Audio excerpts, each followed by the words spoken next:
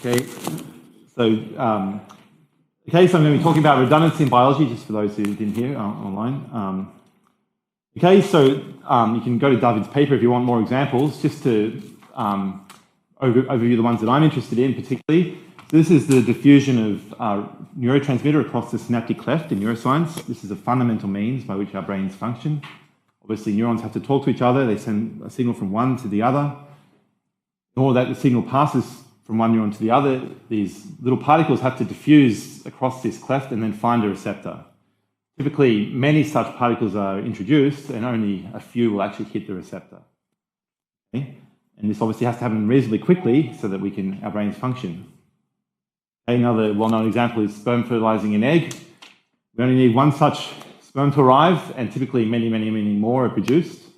Okay, and they have to travel a relatively long way to achieve fertilization. Okay, so the basic math that I'm going to be looking at today is I'm going to consider n random walkers in RD, Euclidean space. They're going to satisfy a stochastic differential equation. They're completely independent. Okay, so we have a white noise term there, and we have an advection term f. We're going to make a few basic assumptions. Perhaps the most important one that differentiates my work from David's in particular is that I'm going to assume that the advection term has a unique attractor at 0. Okay, so if there was no noise, the dynamics would just be going towards the origin no matter where it starts. Okay, so this is different from David's work. David tomorrow is going to talk more about diffusion. So in his work, I think typically there isn't an F.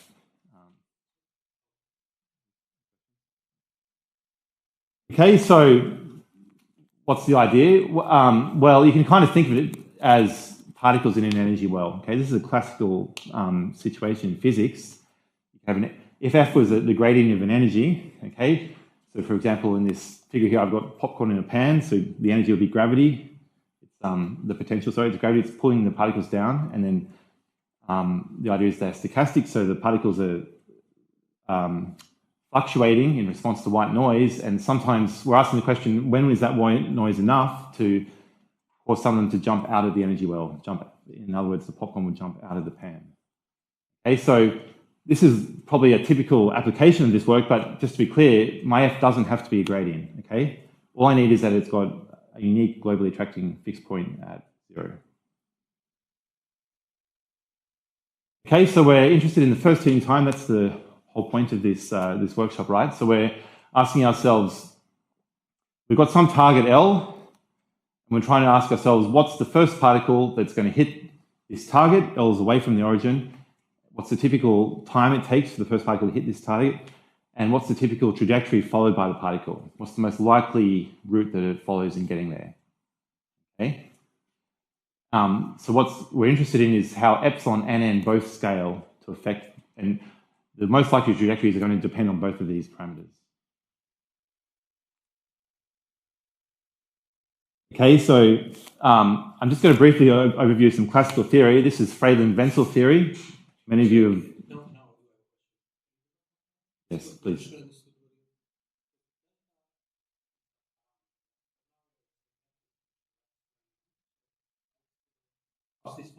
Actually, thank you for clarifying. That's correct. So delta's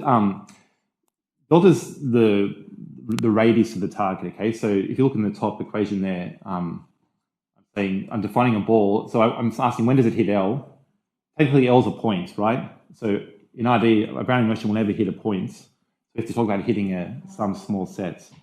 So delta is defining, if you will, the size of the target. I should have clarified this point because many people who look at these first hitting times, they care about delta. So for many people who are doing an asymptotic analysis, they say, well, consider the limit as delta goes to 0 and epsilon goes to 0 and see how those two limits affect the first hitting time. In this talk, I'm not caring so much about delta. I'm just saying delta is small, but I'm caring primarily about epsilon and n. So epsilon's the size of the noise, n is the number of walkers. I'm caring about those two things. So if you will, I'm going to take epsilon to 0, n to infinity. Then after that, I take delta to 0. So delta is kind of the parameter I care about the least. Yeah, please.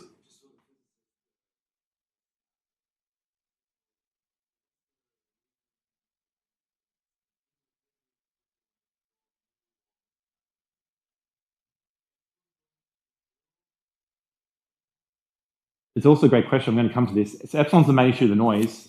If you want the honest answer from a mathematician, it's because it's mathematically tractable.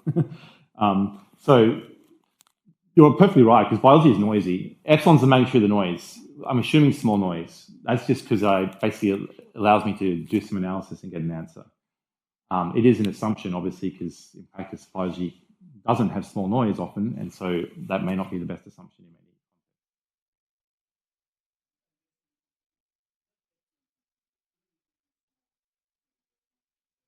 Yes, sorry.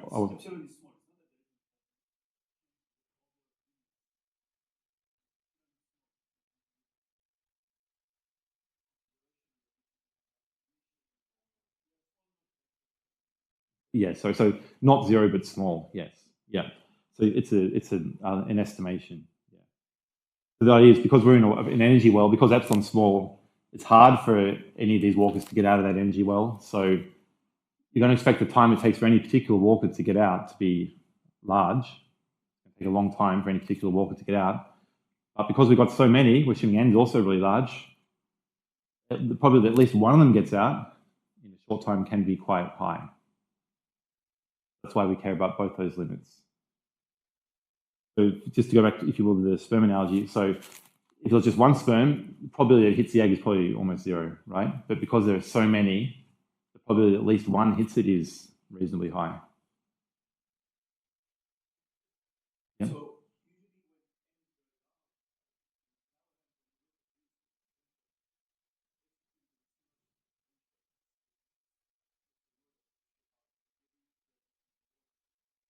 Good point, because yeah. So what's the potential? So with the sperm example, I mean, it's not going to apply in every situation, right? So you're saying basically sometimes it's just mostly diffusion. That's what you're saying. There isn't a potential, and that's probably true for many applications. That it is diffusion dominated, and F has a relatively weak effect. But yeah, I think my collaborator Jay could actually give you more information on the best applications of this. But I think there are some in intracellular biology. That's my understanding. So I'm just going to try to go over some classical theory. Just interrupt me if I'm not being clear. So this is Fraser-Wenzel theory. So we're estimating, as I told you, the probability that a single particle hits that target is low. There's small noise. There's a potential that's pulling us back. It's hard for the particle to escape that potential and hit the target. So the probability of hitting a target over a short time interval, 0t, or rather, I mean, any time interval that's not diverging with epsilon, the probability is small. So that's why it's scaling like this. Okay, so what that's saying, the top line is just the probability of hitting that target is exponentially small in epsilon. So large deviation theory gives you this coefficient here. It gives you I told you it's small, but we want to find the leading order of that estimate. It's given by this. This is something you can solve. So this is basically estimating that probability, and you can solve this typically because the sort of question you normally want to answer is, well, given you start at 0, you finish up at L, okay, so these are the constraints of the path we have to follow. Let's try to minimize this coefficient here. Why do I want to minimize this? Because minimizing this corresponds to maximizing the probability. If I can minimize this coefficient, find the path that makes this as small as possible, given the constraints, then that'll tell me the most likely way the particle goes from 0 to L over that time interval. So it's an asymptotic for estimating the most plausible, most likely path it follows in going from 0 to L, given that it does hit L. So it's the most plausible way that it would do that. Okay, so this is all coming out of the textbook. So as I told you, we want to minimize this coefficient here. I'm going to let the minimal value be V. And it turns out that the more time you have, there should be a couple of T there, this thing is going to converge to some limits. Okay, because it turns out this thing has to decrease. So basically I'm saying, well, let's now give the particle as much time as it wants. The asymptotic probability that it eventually will hit that target is given by this. Okay, so why is this useful? Well, it was also proved that this also tells you what the first hitting time is going to be with high probability. Okay, so remember I said tau j is the first time that a particle j hits the target, hits L. So this is going to be exponentially large, okay, because I told you it's hard for the particle to find that target. The potential is always pulling back. So it's going to be exponentially big in epsilon inverse. And it turns out that the leading order with very high probability, it's going to be e to the epsilon inverse times v of L here. Okay, so this gives you the expected first hitting time for the particle to hit that target. Okay. Okay, so this is all established stuff. Okay, this is just for one particle to hit the target. So what Jay and I did is, well, we said let's adapt this work to n particles. Okay, so just to be clear, I'm not the first to work on this sort of problem. So David and also Sean Morley are the two ones I know of. They've considered this. They consider lots of walkers, small noise. They consider the regime epsilon log n goes to infinity. So they assume there are really, really lots and lots of walkers. So even though the noise is small, there's way, way, way more walkers. What happens in this regime is that there are so many walkers that the highest probability way that one of them hits the target is it goes straight there. There's so many that just one of them will go straight from 0 to L over a short period of time. Okay, so this kind of makes sense, I think, because this going straight there is going to be the easiest way to get there quickly. Okay, so in other words, the optimal path is just to go straight there. So that's what this is, heading in that direction. Okay, and then they get a leading order estimate for what this first hitting time would be in this regime. So they find that this first hitting time, as you'd expect, is going to go to 0 as n goes to infinity. Okay, the more and more walkers you have, the more likely is that one of them will just go really, really quickly there. It's not surprising this thing is going to go to 0. So the way you get this is you just sort of estimate. You've got n walkers. The probability of one of them hitting a target over that sharp time interval tau is roughly this. Turns out that if you just say let's put this to be 1 and then solve for tau, it turns out that gives you the right answer to leading order. Okay, so what are we doing? We're taking epsilon to 0 and n to infinity, lots of walkers, small noise, but we're going to fix this ratio to be a finite constant. There's lots of walkers, but not so many that one of them just goes straight there. Okay, so what we find basically is there are two regimes. First regime is when this lambda, so lambda is this here, that's less than VL. Remember what VL is? E to the minus epsilon inverse VL, that was the estimate for the probability of just one walker to hit that target. Okay, so we don't have too many walkers here, relatively not that many. What happens? Well, it turns out what we find is that, as you'd expect, the time to arrival certainly goes down. Okay, the more walkers you have, the quicker you expect at least one of them to get there.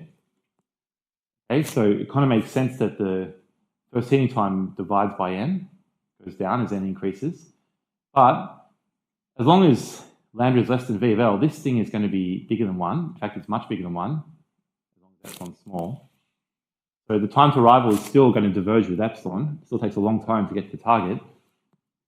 And the other interesting thing about this case is that the most likely trajectory stays the same. So the most likely way it gets from 0 to L is the same as if there was just one particle going from 0 to L. Second regime is you have lambda is bigger than v of L. There's a phase transition. So suddenly you have more walkers, many more. So now what happens suddenly is that the expected first hitting time is finite. You expect it to happen quickly, not in times diverging with epsilon. Secondly, the path changes. You can work out what the time is just by the most likely time is just by solving this variational. Remember what VLT was? That was the value of V that minimizes the rate function, giving my coefficient for the exponential probability. So I'm going to solve for this, and that'll give me the time that we expect the first one to hit the target. Questions so far? I'm going to go through an example, but please, yeah.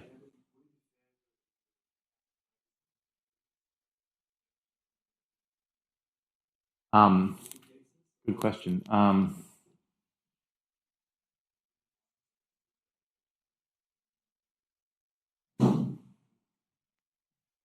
So I believe, we should talk about this. I believe no, because advection is not helping you at all to get to the target, because advection is always pulling you back to zero. The only reason we're hitting the target quickly here, advection is definitely making it hard for us to hit the target. The only reason we're hitting the target quickly is we just have so many walkers. So if you will, the entropy is, if you will, helping us here, because there are just so many. One of them is going to hit that target. I've understood your question. Good point. People who look at this problem will often look at the limit of a small target. So then you can talk about whether diffusion dominates or advection. Oh, please.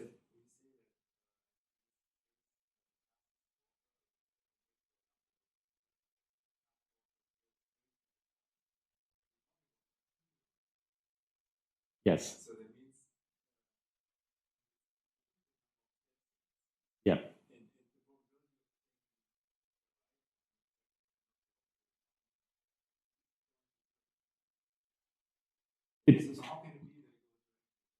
Well, I mean, so the slope of that, I'm going to actually get my numerical example might make this clearer. It's good. It's a very good point. Incidentally, many people criticize this analysis, saying, "Well, this is not physical," because at some point, people often say Brownian motion is not appropriate for biology because it implies speeds faster than the speed of light, right? Because Brownian motion is not differentiable in time, so there's always a probability it's going to fluctuate so much it breaks the speed of light.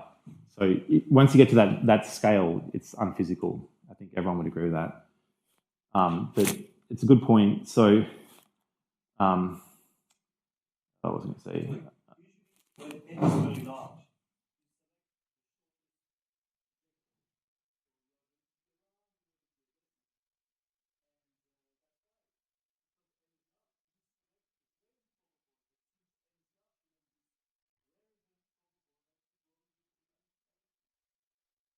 Do you want me to show?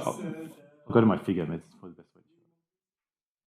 I'm going to skip ahead. So we do this simple example here. So we have make our life easy. We have linear SDE, Ornstein-Uhlenbeck. Okay, so this has to be decaying because I told you that without noise, there's a unique globally tracking fixed point at zero. We make it rotational just to make it a bit more interesting. Okay, so this is actually, you can compute everything with this. So here, we put so the typical, imagine this is our exit point L, where we're trying to get to. This is sort of the typical trajectory, the most likely trajectory that the particle would follow. So it would start at the origin, it's going to slowly wind out and hit the target. Just to be clear, this is the most likely trajectory. So this will not be realized immediately. This would take a very long time for a particle to realize this trajectory. Many, many times it would try and then fail because the potential just brings it back down to the origin. So what happens is, if you increase n, notice how n is going to get very unphysical, but this is just to illustrate the point. If you start with epsilon's not that small, but small, n's large, okay, it's going to be close to the optimal trajectory, the most likely trajectory, slowly winding out. As I increase n, and I keep epsilon fixed, okay, it starts to go there quicker and quicker. If I go to the extreme case here, n is, physicists would tell me this is absolutely unphysical, right? There's more than the number of atoms in the universe. Anyway, but just for the sake of math, we're almost going there straight there. Because the idea is there's just so many particles. They're all doing something. The chance of just one of these 10 to the 223 particles goes almost straight there is pretty high because there's just so many of them. When I say go straight there, I'm not saying it teleports itself. It takes time to go from there to there, but the time it takes is going to zero as n goes to infinity.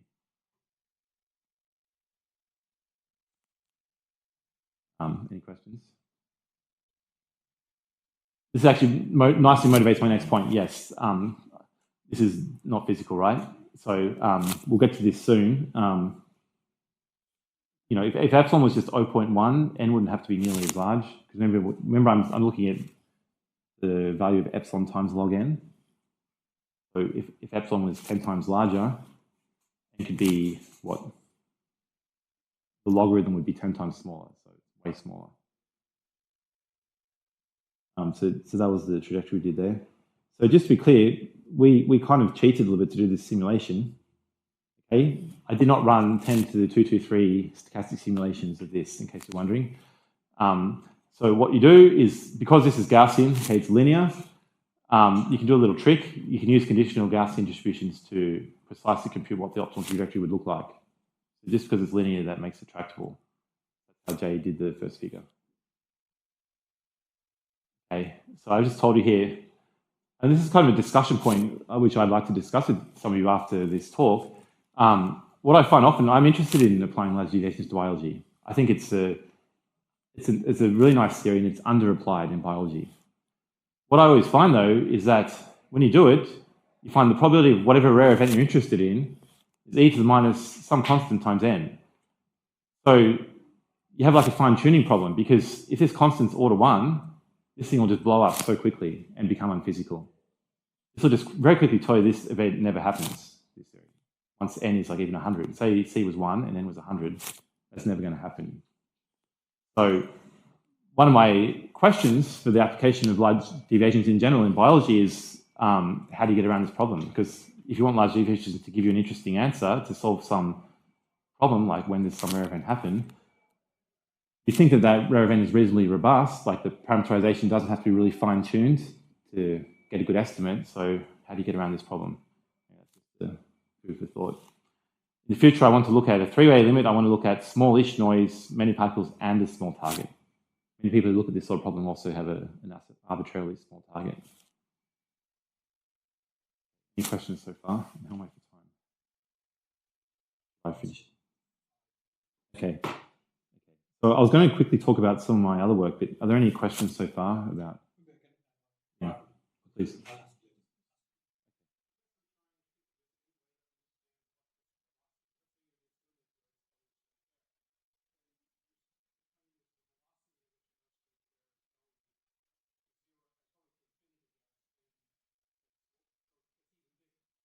That's right. That's right.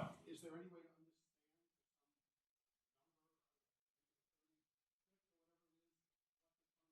understand velocity? So you can compute it from now the formula. Sure, you can compute it by finding. It's just a question of finding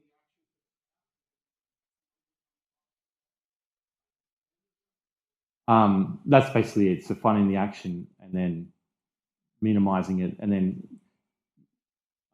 maybe if you're interested in that limit, I'll go back to this slide. So our paper actually, this is work done by others, but we also, so if you want to take the limit of n getting really large, you get this estimate. So the first hitting time, roughly speaking, is order some constant times epsilon log n inverse. So it's just basically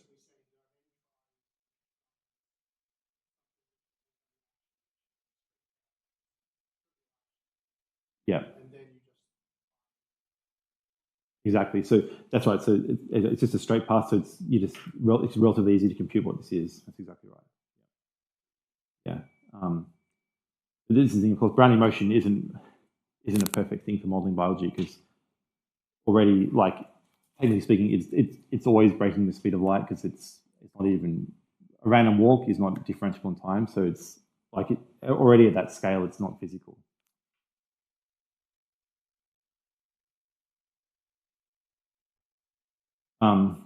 You know, please, yes.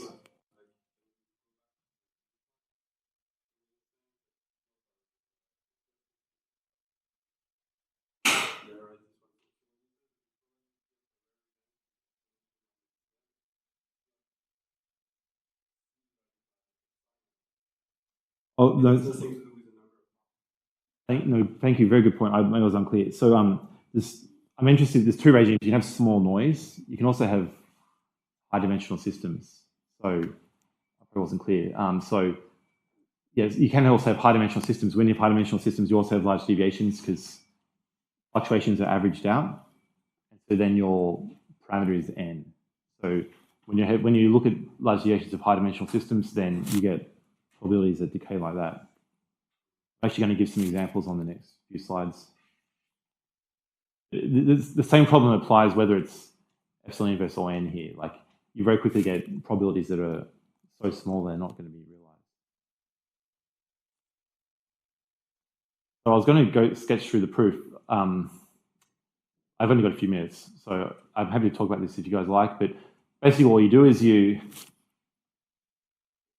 basically just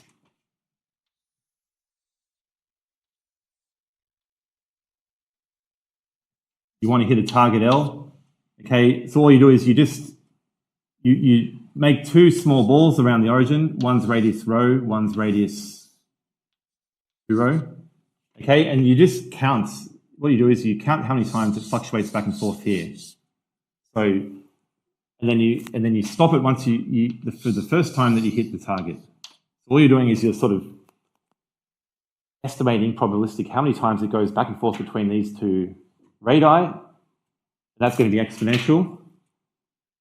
You just count that number, and then you sort of multiply that by the typical time it takes, and that's going to give you a very good estimate for the time it spends here before hitting that target, roughly speaking. So to prove this, what we did is we just adapted the proof from the textbook I cited earlier, Dembo and Zaituni, just adapted it to have many walkers.